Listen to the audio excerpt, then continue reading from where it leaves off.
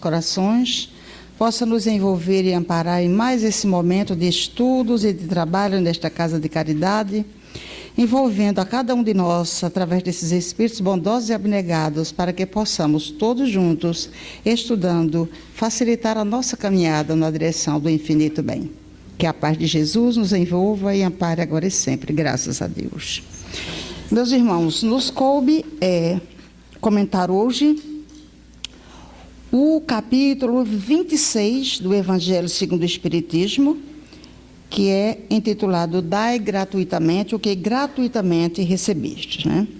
E a gente, só pelo título, a gente já vai perceber que, na verdade, está se tratando aqui dos dons que nós recebemos de Deus, né?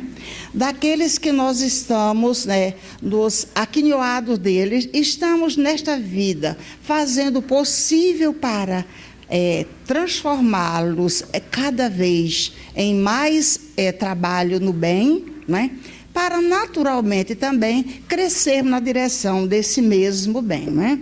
E aqui Kardec vem falar para nós sobre essa questão da mediunidade, né, do dai de graça, aquele que de graça recebeu.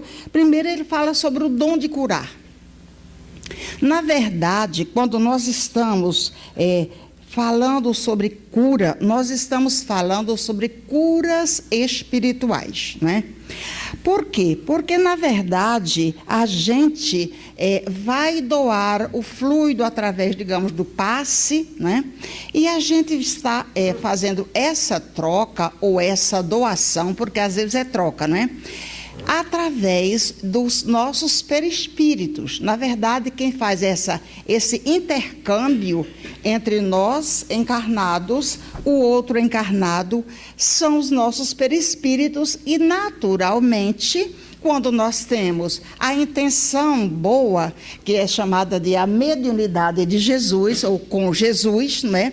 A gente vai estar sendo assessorado por espíritos cada vez melhores, né? Estou achando meio baixo. Então, o que é que acontece? A gente precisa fazer o seguinte. Desenrosca aqui, ali naquela rodinha, aqui, e põe na altura. Deixa eu ver aqui. Estou achando meio baixo. Acho que melhorou. Melhorou. Uhum. Não, tá bom. Então, o que é que a gente vai perceber aqui sobre o dom de curar? O que foi que realmente Deus nos deu de graça para que a gente pudesse distribuir? Ele disse que a gente tinha que curar levando a saúde aos doentes, ressuscitando os mortos, curando os leprosos e expulsando os demônios. Isto é através da mediunidade. E ele continua, Kardec comenta isso aqui, dizendo, dai gratuitamente o que gratuitamente haveis recebido de Jesus aos seus discípulos. Com essa recomendação, prescreve que ninguém se faça pagar daquilo porque nada pagou. Ora, o que é que eles haviam recebido gratuitamente? Era a faculdade de curar os doentes e de expulsar os demônios, isto é, os maus espíritos. Esse dom, Deus lhes dera gratuitamente para alívio dos que sofrem e como meio de propagação da fé. Jesus, pois, recomendava-lhes que não fizessem dele objeto de comércio, nem de especulação, nem de meio de vida. Então, se a gente recebeu um dom, né, e a gente não pagou nada por ele, a gente está aqui tentando, através das nossas encarnações, nos melhorarmos e utilizando esses dons para que eles possam cada vez mais serem desenvolvidos. Como é que a gente recebeu de graça e a gente vai cobrar? né? É uma coisa assim bem extensa essa questão da cobrança, e a gente vai saber que isso já aconteceu, isso às vezes acontece. A gente também vai perceber que médiuns interessantíssimos, médiuns com uma potencialidade fluídica, mediúnica incrível, que andaram, que fizeram, que trabalharam no nosso meio, na nossa cidade, no nosso Brasil, né? e eles terminaram se esboroando. Por quê? Porque resolveram fazer dessa mediunidade um comércio. E, naturalmente, a gente só recebe da vida aquilo que a gente dá para a vida. Se a gente está dando coisas boas, naturalmente a gente vai receber coisas boas. Mas se a gente está violando uma faculdade, a gente está violando uma virtude, a gente está violando uma doação que a gente recebeu para que aqui a gente pudesse desenvolvê-la e desenvolver-se, a gente não está fazendo uma coisa boa, né? A gente está fazendo disso um mercantilismo. E, naturalmente, se não é uma coisa boa e eu estou doando, eu também vou receber a paga dessa minha doação. Só recebo da vida aquilo que eu dou para a vida, não é? Então, Kardec, ele continua dissertando sobre essa questão, mas aqui nesse trecho, só nesse parágrafo aqui, parágrafo 2, ele já faz assim um apanhado geral do que ele quer dizer realmente dentro deste capítulo, que não é muito grande, mas que é importantíssimo, porque em se tratando de mediunidade, a gente vai perceber que a mediunidade é uma faculdade que Deus nos dá para que a gente realmente possa fazer dela o melhor. E que ela é uma faculdade escorregadia, ela não é uma coisa fixa, como algo material que você pega, coloca aqui dentro de uma caixinha, de um quadradinho, e ela vai ficar ali. Por que que a gente vai tentar vender alguma coisa que não é nossa? Se esse fluido vem da espiritualidade, se nós estivermos com boa intenção, naturalmente a espiritualidade potencializa esses fluidos. Mas, naturalmente, se a gente não tem boa intenção, a gente vai fazer o quê? Vai ser atendido? Ah, sim, claro que vai. Claro que vai, porque a nossa intenção é quem vai dar esse tom de quem vai nos atender. Se a gente não quer desenvolver uma mediunidade com Jesus, naturalmente vão existir os espíritos que estão aí, como diz um professor de mediunidade, né, que se a gente bater numa porta 2 vezes, perguntando se tem alguém ali para responder, eles vão responder. A mesma coisa é aqui. Essa questão, os espíritos vão responder? Vão. Se a gente está com o coração cheio de boa vontade, se a gente está com o coração no bem, se a gente está com vontade de ajudar o outro, naturalmente quem vai se achegar a nós? São espíritos bons, são espíritos que estão vendo o nosso sacrifício, o nosso devotamento, a nossa vontade, a nossa coragem de tentar fazer o melhor. Então, eles vão nos assessorar. Isso é o que faz exatamente esse link entre nós e a espiritualidade superior. Diz a Joana de Ângeles que a gente só está com os espíritos superiores na hora do trabalho no bem. Né? Então, se a gente está nesse momento dando um passe, ou fazendo alguma coisa, fazendo alguma doação, e a gente está querendo realmente que aquela criatura receba de boa vontade e se locuplete, isso é, se farte com aquilo que a gente está dando, né? Mesmo que seja uma palavra, mesmo que seja um abraço, mesmo que seja um copo de leite, porque a gente já viu muita gente dizer assim, mas que graça, como é que vocês vão para a rua levar prato de sopa? Isso eu já vi de um diretor de casa espírita. Vocês vão para a rua, como é que vocês vão levar um prato de sopa e acham que isso é um bem para alguém? Ponto. Em primeiro lugar, vai que aquela criatura que está lá na rua, que está num momento de dificuldade, ele pode até agradecer aquele prato de sopa, aquele café com leite, aquele sanduíche, aquele abraço, aquela página do Evangelho. Mas, na verdade, não é bem isso que conta, não. Isso não é a parte mais interessante da situação.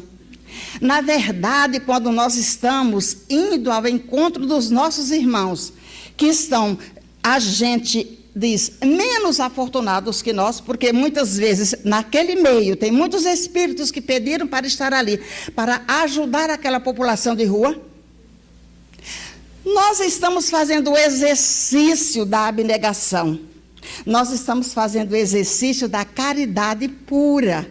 Eu estou indo ao encontro do meu irmão, porque eu preciso aprender como se faz essa caridade. Afinal de contas, aqui não tem nenhum doutor em caridade. A gente só conheceu um, e nem mesmo assim ele chamava de dizer que era caridade, né? Jesus. Ele o único.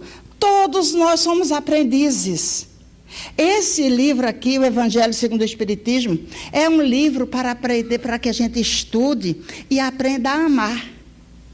Mas Jesus disse o que foi? Que a gente só vai aprender a chegar a amar se a gente fizer alguma coisa para com o nosso próximo. Sem a gente fazer o bem para o nosso próximo, naturalmente, a gente não vai subir nem um degrau dessa escada chamada evolução. Por quê? Porque a gente se acha muito bom, muito bem, aí a gente fala isso, fala aquilo, fala não sei o quê. Ah, nossa, minha casa espírita, a mediunidade é uma coisa maravilhosa, tal e coisa, tereré, e você vive no seu redutozinho. Você vive dentro da sua casa espírita, você vive dentro do seu corredorzinho, dentro da sua casa, a casa que você mora mesmo, e você nunca tem contato com o outro. E o outro é a escada. O outro é o degrau para que a gente possa subir essa escada chamada paz, chamada bem, chamada evolução, chamada progresso. Jesus disse que a gente estaria procurando e encontrando a felicidade através do nosso irmão.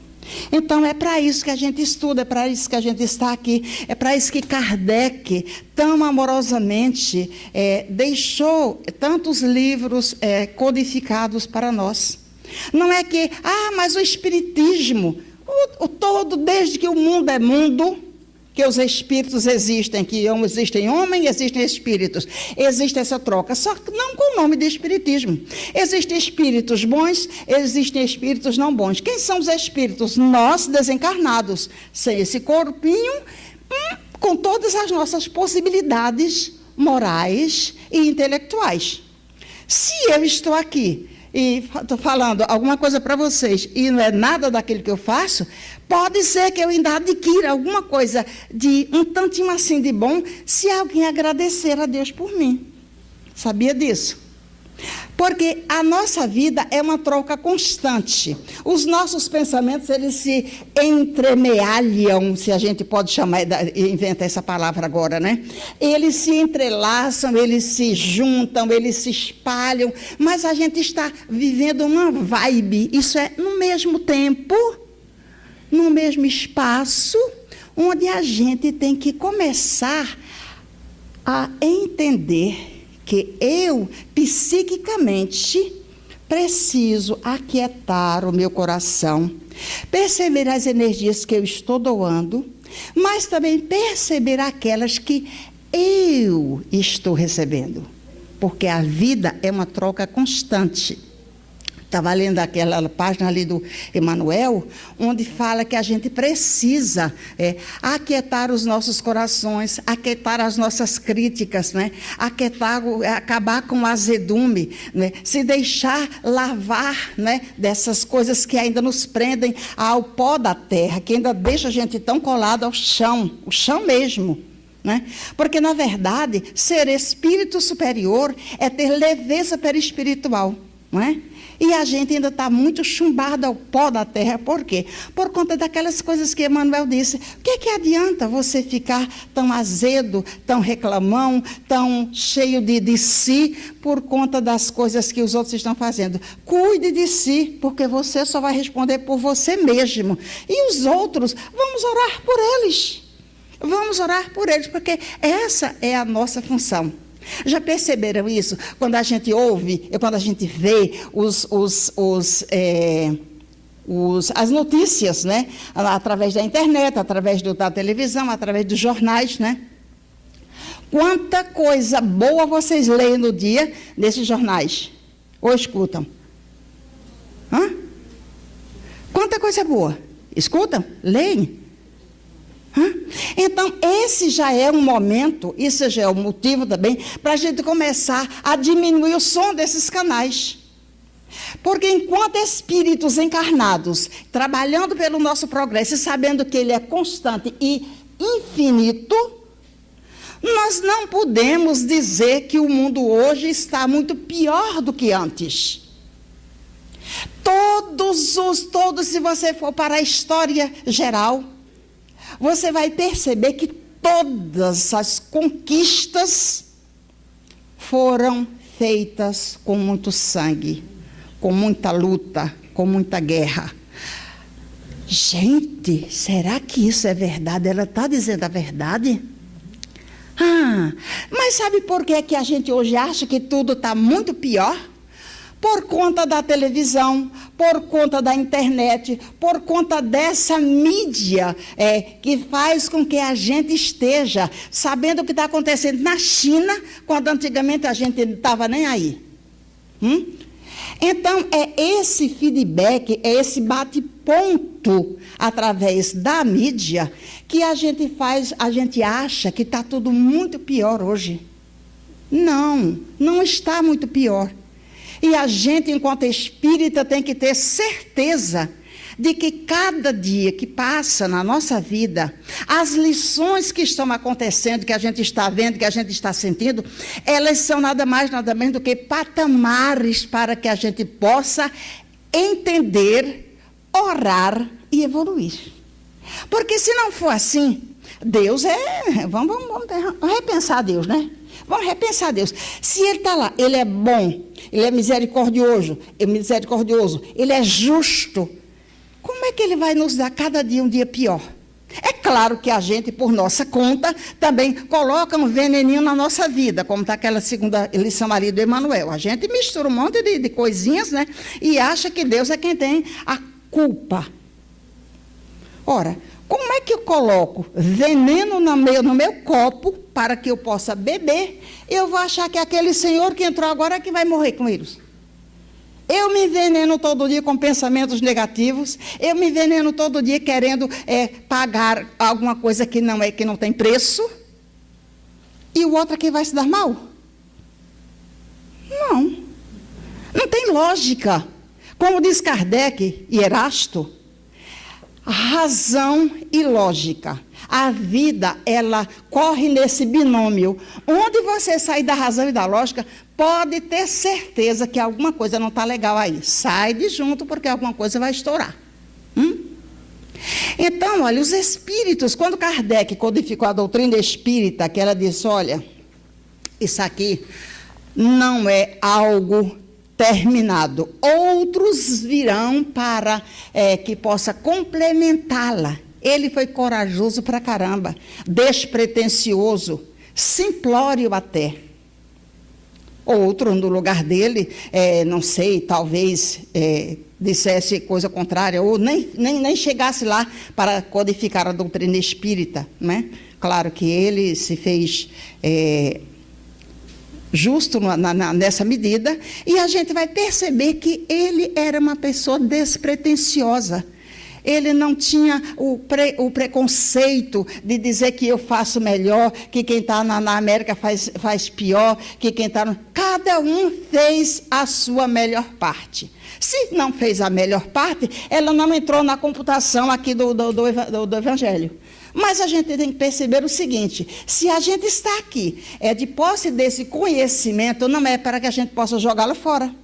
É para que a gente possa perceber que há uma necessidade. Se cada um de nós aqui já sabe utilizar o Evangelho no lar, essa, entre aspas, é a melhor arma que nós podemos utilizar na atualidade.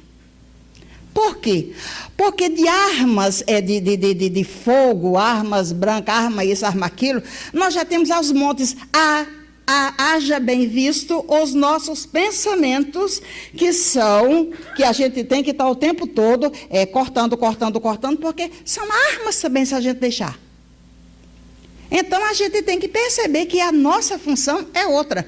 O Espiritismo, quando ele chegou para nós, foi exatamente quando Kardec viu aquelas mesas girantes, disse, pronto, aqui está o que a humanidade necessita para evoluir. Aqui está exatamente aquilo que o homem precisa. E foi aí onde ele foi trabalhar. Outras pessoas já tinham visto aquelas mesas girantes. Outras criaturas que também estudavam já tinham visto. Mas nenhuma delas foi tocado. Por que Kardec foi tocado? Porque ele passou encarnação em encarnação se preparando. Por isso. Então, a gente tem que perceber o seguinte, a gente junto de Kardec, é fichinha. Mas, veja bem, todos nós estamos caminhando para a infinitude do bem. Então, cada um de nós também tem que fazer a sua melhor parte. Se ainda está doendo, se ainda está amargando, vamos pedir a espiritualidade, vamos tomar passe, vamos fazer uma série de coisas que a gente já está de posse nesse momento, sabedores disso, para que possa melhorar a nossa condição. Porque muitas das nossas doenças, nós é que compramos na nossa própria farmácia, não é? Então, nós temos aqui uma dissertação da Joana de Ângeles no livro Evangelho, segundo a Psicologia Profunda, né? À luz da Psicologia Profunda, Jesus e o Evangelho, à luz da Psicologia Profunda, ele fala exatamente sobre a gratuidade do bem. Eu vou dar mais uma lidinha aqui para a gente ter uma ideia do que é que Kardec está nos dizendo, porque aqui a Joana de Ângeles vai nos dar, assim, vai fazer com que a gente adentre o que é realmente o bem. Que bem é esse que a mediunidade curadora vai fazer? Onde é que ela vai mexer? Onde é que ela vai atuar? E o que nós devemos fazer? Né? Então, Kardec aqui, ele continua dizendo o seguinte, nas preces pagas, disse em seguida aos seus discípulos, diante de todo o povo que o cercava, precatai-vos dos escribas que se exibem a passear com longas túnicas, que gostam de ser saudados nas praças públicas e de ocupar os primeiros assentos nas sinagogas e os primeiros lugares nos festejos. Que a pretexto de extensas preces, devoram as casas das viúvas. Essas pessoas receberão condenação mais rigorosa. Está em Lucas, em Marcos e em Mateus, essa citação de Jesus. E a gente vai perceber aqui que ele está falando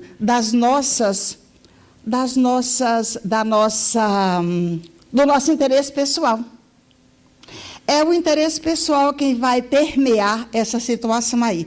Quando ele diz que você vai fazer prece na casa de um necessitado, aqui ele fala viúva, mas hoje pode ser na casa de qualquer um. Ah, não, nós vamos fazer evangelho no lar, então vamos dar um passe na casa de fulano, pede orientação ao protetor da casa, ao dirigente espiritual da casa, e vamos lá.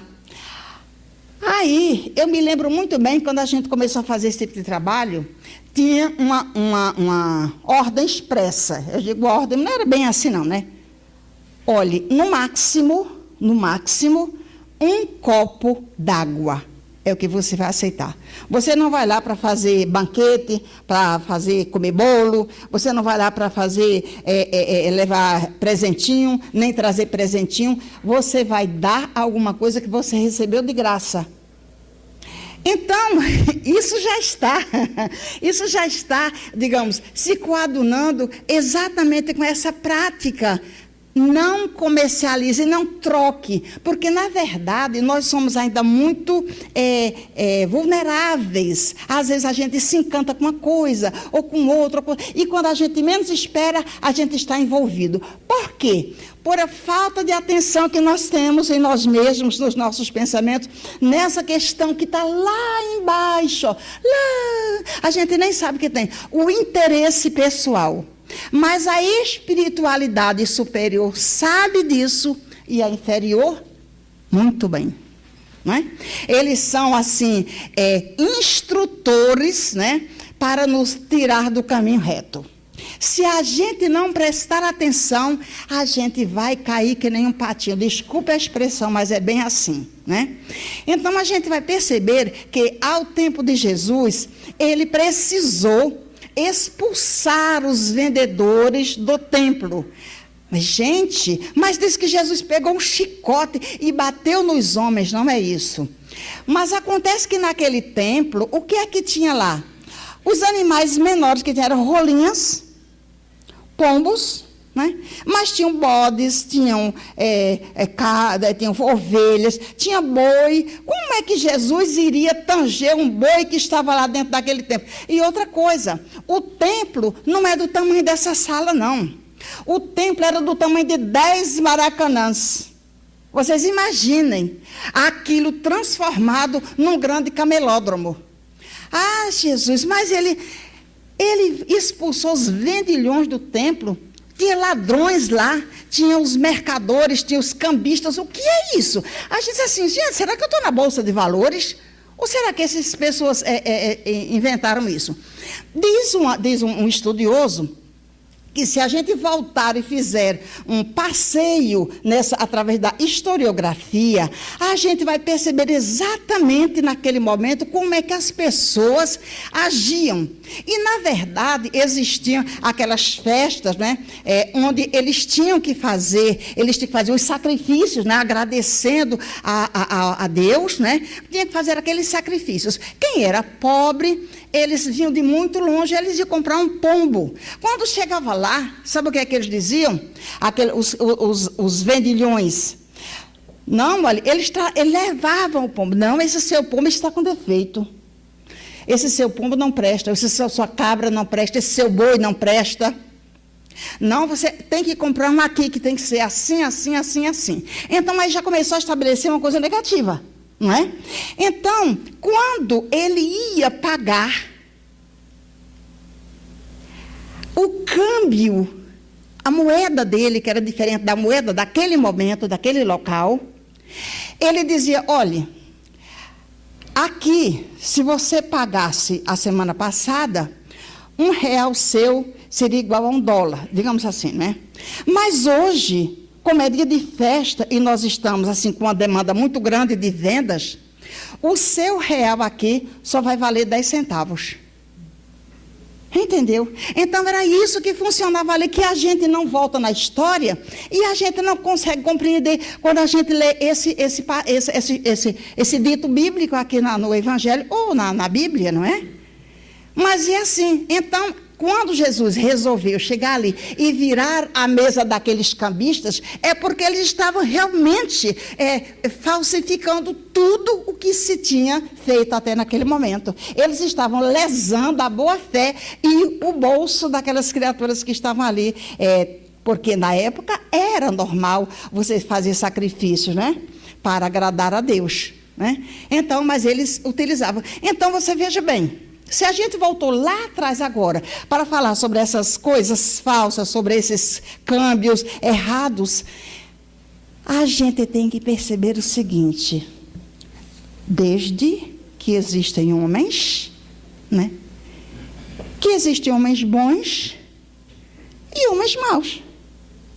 Desde que existem homens, existem espíritos bons e espíritos maus. Isto é, encarnados e desencarnados. E uns e outros vão se interpelando para fazer aquilo que seja o objetivo de cada um. Não é? Então, agora a gente já deu assim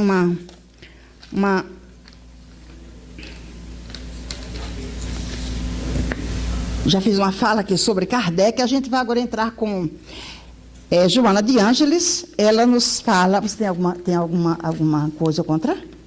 Não, tá bom. Jesus e o Evangelho à luz da psicologia profunda. Vamos ver o que a Joana nos diz, né? É o mesmo, ela só vai traduzir melhor para a gente. Retribuir a saúde aos doentes, ressuscitar os mortos, curar os leprosos e expulsar os demônios. Dai de graça aquele que de graça receber. Está em Mateus capítulo 10, versículo 8, né? Aí ela começa a falar sobre os mortos, né? Ressuscitar. O que é isso? Na verdade, quando a gente fala, é claro que Lázaro foi ressuscitado. Lázaro não estava morto, Jesus disse, Lázaro volta, ele voltou. Essa foi uma ressuscitação realmente, real. Realmente real. Mas existem aquelas outras criaturas, como nós vemos hoje, às vezes até nós mesmos. Tem dia que a gente amanhece meio mortinho. Ó céus, ó dor, ó Deus, não, eu acho que hoje está tão difícil. Se eu pudesse, eu hoje continuar sendo domingo. Segunda-feira, para que você chegou? Então, isso assim, brincando, mas existem pessoas que morreram dentro de si mesmas, que não têm condição, não têm coragem de dar um passo à frente na direção do bem, do seu próprio bem. Assim, tipo, vamos tirar a casca. Não tem. Então, essas são pessoas que morreram em vida, morreram porque não tem mais esperança, morreram porque não tem mais alegria, morreram porque um parente morreu, morreram porque acha que tem. Agora, eu queria que alguém oferecesse um ataúde junto daquela criatura que está indo para o necrotério, para ver se aquela criatura ia entrar ali. Entendeu? Então, às vezes a gente precisa falar coisas assim, contundentes, para a gente acordar, é um sacode. Gente, ótimo, não está legal, meu pai morreu, a minha mãe morreu, meu parente morreu, mas a gente não pode, né? Não é nossa vez de morrer junto, né? A gente tem que agradecer a Deus, porque a gente conviveu com aquelas criaturas até então. A gente tinha que agradecer a Deus porque a gente aprendeu, às vezes nem tanto com ela, assim, aprender com ela. Minha mãe dizia isso, não, mas eu aprendi a conviver fazendo bem a ela. E hoje a gente vê muita gente criticando pais e mães porque são idosos. Porque querem que um pai com 80, 90 anos tenha a mesma flexibilidade física e mental de uma criatura com 40. Critica e quer que ele tenha aquela disposição em ambos os sentidos. Quer dizer, isso é impossível. Existem realmente idosos que têm uma razão assim, uma lógica fora do comum, mas o corpo já não corresponde àquilo que o espírito manda, que ele é o self, ele é quem está no comando. Ele não consegue mais, digamos, ter aquela habilidade, e muitas das vezes a nossa exigência leva mais uma dor, mais um atropelo para essa pessoa de idade ou doente, né? Às vezes a gente quer que os doentes eles se restabeleçam assim num passe de mágica.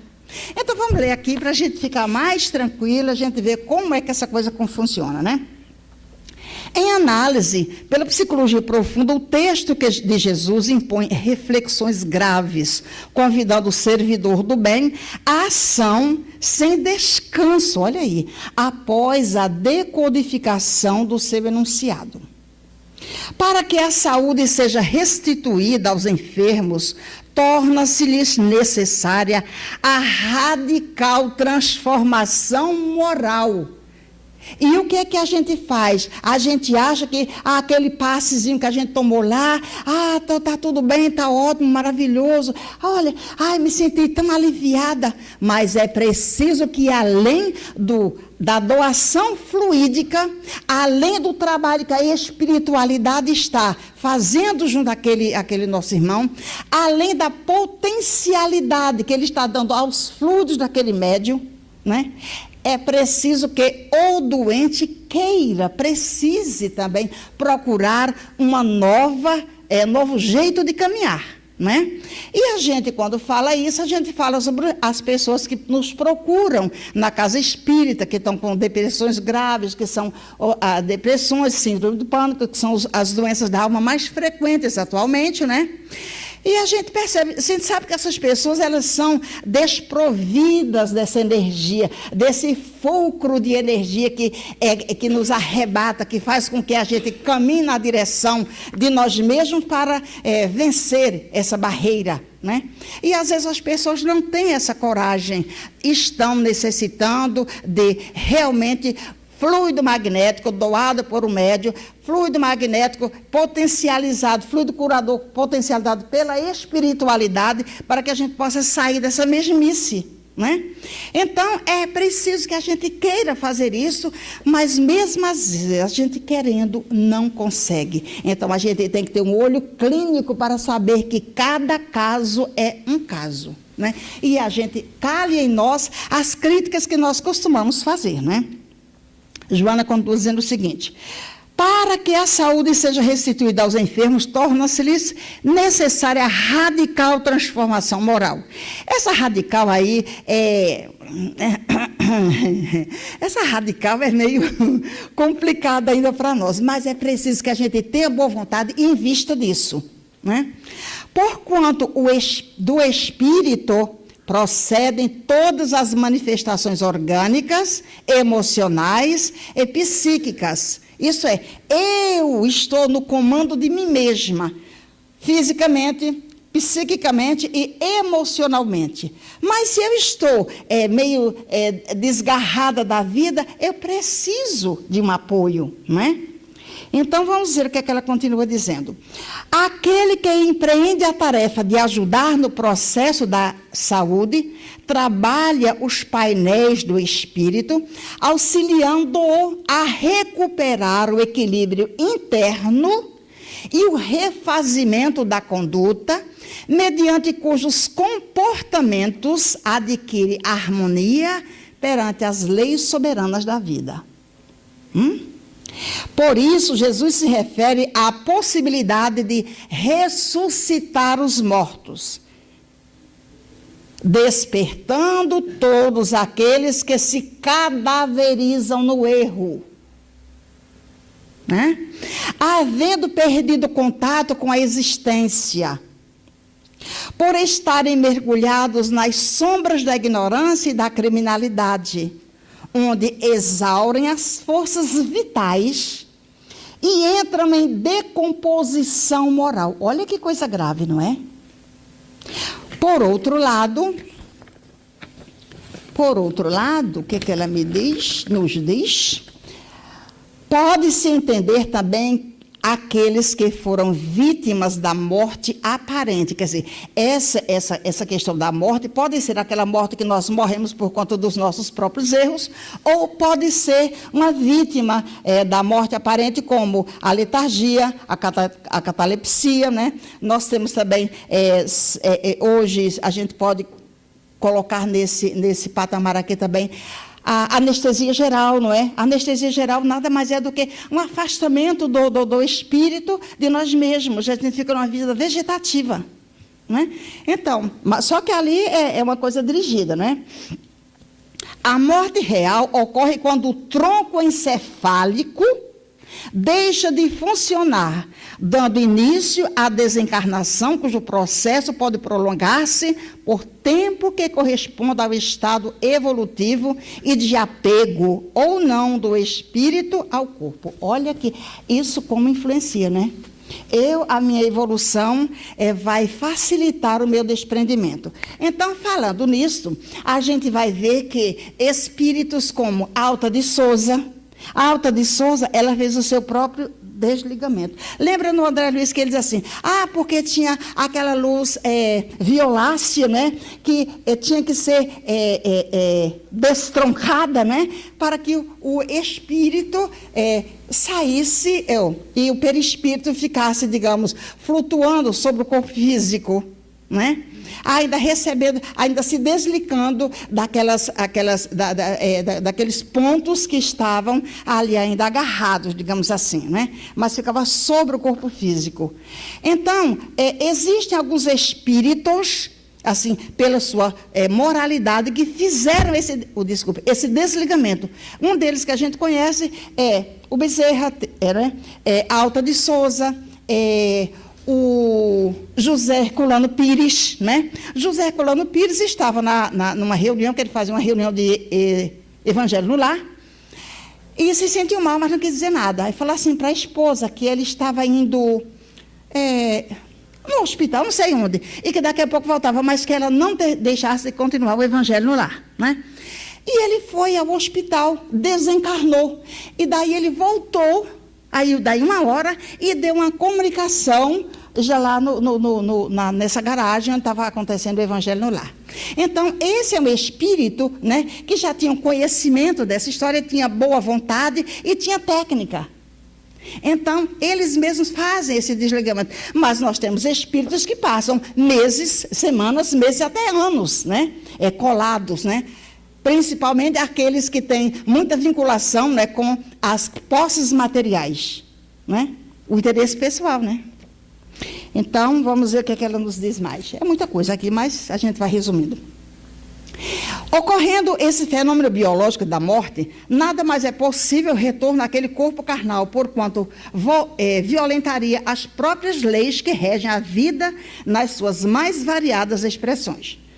Por outro lado, face à dificuldade de diagnóstico profundo em termos das dermatoses, isso é, das doenças de pele, veja bem, aquela questão, cura os leprosos, né? Que Jesus dizia, você tem condição de curar os leprosos. Só que naquela época, a gente voltando também à historiografia, a gente vai perceber que naquele momento, toda doença de pele era considerada lepra.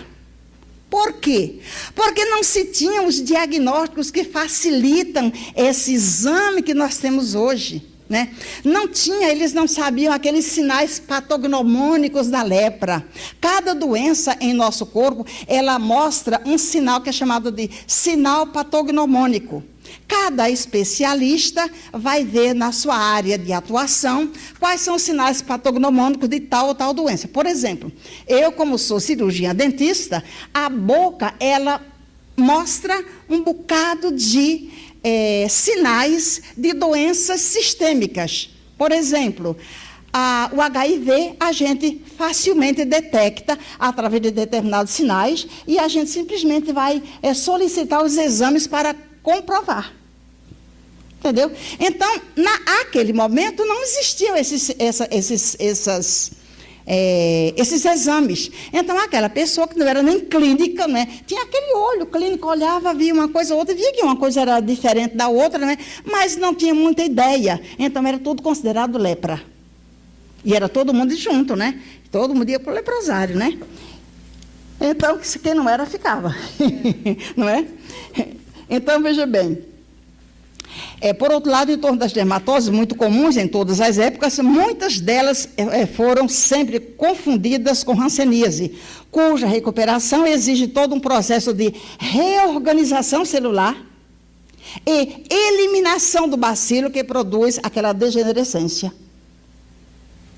Igualmente, adaptando-se à linguagem do mestre à atualidade psicológica, teremos nos demônios os espíritos ignorantes e perversos, né? Aqueles que são responsáveis pelos transtornos emocionais, psíquicos, bem como fisiológicos, né? Aqui a gente também vai dizer o seguinte, essa questão o meu obsessor, eu estou com o obsessor, eu estou doente porque tem alguém que não que tá bom junto de mim, a gente tem que perceber o seguinte, a gente tem que ter responsabilidade e perceber que ninguém chega junto da gente sem a gente dar essa chancela.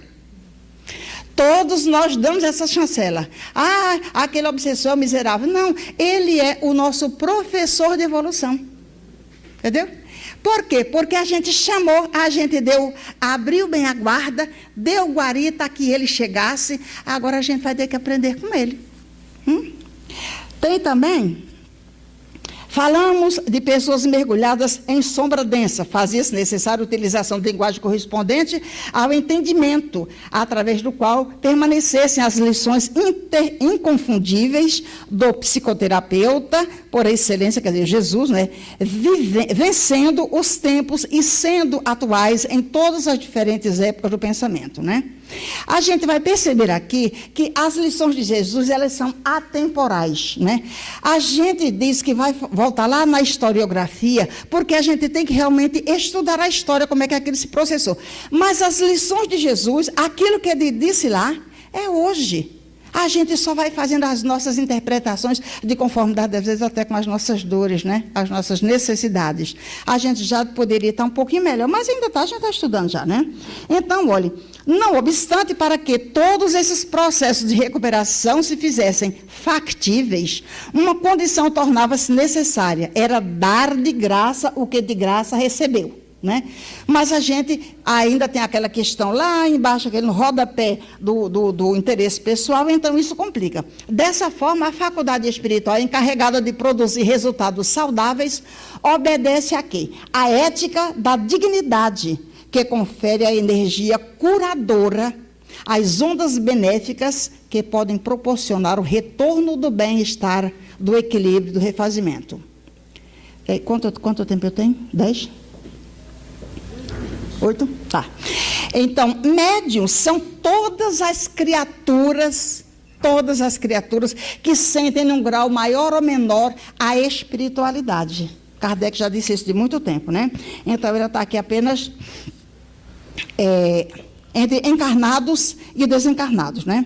Aí, naturalmente, destacam-se aqui as pessoas que possuem com mais ostensividade, né? Produzindo fenômenos vigorosos que não podem ser confundidos com manifestações do inconsciente nos seus mais variados aspectos. Os apóstolos, todos eles eram médiuns e todos eles produziram curas. Por quê? Porque, além do mais, eles conviveram com Jesus, né? Você imagine se a gente hoje tinha um Chico Xavier da vida, hoje a gente tem uma mensagem de Bezerra de Menezes, no ambiente onde Bezerra de Menezes está se apresentando, a gente não consegue se conter, é como se a gente fosse uma peneira com cada buraco desse tamanho. Por quê? Aqueles fluidos dos espíritos bons repassam, ou melhor, perpassam o nosso perispírito, nos dando uma varredura fluídica. E imagina Jesus, aqueles apóstolos que conviviam com eles, por mais rebelde que, entre aspas, que possam ser, mas eles adquiriam aquela prática, eles estavam imbuídos daquele fluido de Jesus, né? Aquele fluido curador. Então, isso facilitava. É tanto que Pedro, né, chegou a curar pela sombra, pelos fluidos que eram, digamos, que ele ia passando e ia lançando sobre aquelas criaturas. Onde Pedro ia passar, colocava aqueles criaturas necessitadas onde estava passando a sua sombra, né? Por quê? Porque eles tinham esse dom de curar, né? Além de eles serem médiuns, quem potencializava aí era Jesus, né? Com a sua bondade infinita, né? Então, olhe, mas para que isso aconteça, é preciso que a gente renuncie a qualquer interesse pessoal, né? Para que essa cura se efetue. Fortemente vinculados a Jesus, nele eles conseguiram aurir as energias necessárias para os cometimentos das curas físicas, psíquicas e principalmente morais, conduzindo todos quanto se beneficiavam ao encontro de si mesmo, quer dizer, do seu eu, libertando-se do ego perturbador e iluminando o lado sombra que ainda existe em cada um de nós, né? Que isso aquela questão de aquela varredura moral é exatamente isso. Tirar de nós ainda essa coisa que nos cola ao pó da terra, que nos faz ficar pensando nas coisas de cada dia. Alguém nos diz alguma coisa que a gente não gostou e a gente passa um mês repetindo aquilo ali. Aquilo ali é aquele veneno que a gente bota no nosso copo e quer que o outro beba e morra, né? Porque vai morrer a gente, né? Então, olha, fortemente vinculados a Jesus. A autêntica doação firmada no desinteresse pessoal constituía em cada um deles o sinal de união com Deus, a demonstração de que trabalhavam para o êxito do bem do mundo ante a certeza dos resultados da ação após a disjunção molecular, isso é, após a morte, né? Os espíritos nobres, temos 5, que os assessoravam jamais aceitariam o nefando comércio monetário ou de benefícios materiais, ou em favor daqueles que eles estavam, neles confiassem. beneficiando-se antes que servindo, aproveitando-se das faculdades mediúnicas para o lamentável intercâmbio de valores terrenos, né? Aqui nós temos, um pouco mais abaixo, a mediunidade é conquista moral e espiritual que jamais privilegia, sem que haja uma retaguarda de esforço pessoal e de realização dignificadora. Os perigos a que se expõe aquele que a exerce constitui o grande desafio. Isso é para cada um de nós. O médium ele tem que perceber isso, né? A faculdade mediúnica é ótima, eu estou exercendo com Jesus, sim. Então, mesmo assim, é preciso que a gente fique de anteninha ligada para que a gente não venha a escorregar em alguma casca de banana que um dos nossos irmãozinhos, que a gente dê aso para que um desses nossos irmãozinhos coloque no nosso caminho. E a gente vai achar que é tão próprio aquilo naquele momento, e quando a gente cai é que a gente vê, caramba, eu naufraguei naquela, né? Não li, não percebi, né? Então é para isso que eles dizem isso, acordem, para a gente acordar. Os perigos que se expõe àquele que exerce a mediunidade constituem um grande desafio, a fim de que possa ascender, superando-os a pouco e pouco, enquanto sublima os sentimentos e corrige as anfractuosidades morais, nossas dificuldades morais, né? Quem realmente se dedica ao bem e faz com gratuidade, experimenta incomparável júbilo que se expressa mediante a felicidade de poder doar ao invés de receber, ajudar antes de ser beneficiado, né? Tem muita coisa aqui, deixa eu ver, tem 2 minutos? Tem. Então, eu vou ler essa parte aqui, porque ela é interessantíssima sobre a questão da cura. Joana nos diz o seguinte: o ser real, isso é, o espírito, perfeitamente sintonizado com as fontes geradoras da vida, planifica-se e engrandece-se, contribuindo de forma decisiva pela edificação da sociedade melhor, mais justa e mais ditosa do que a que tem vivenciado no processo de evolução do qual se encontra. Então, veja bem, aquilo que a espiritualidade diz, que quando eu estou bem, eu influencio o universo inteiro, isso é verdade.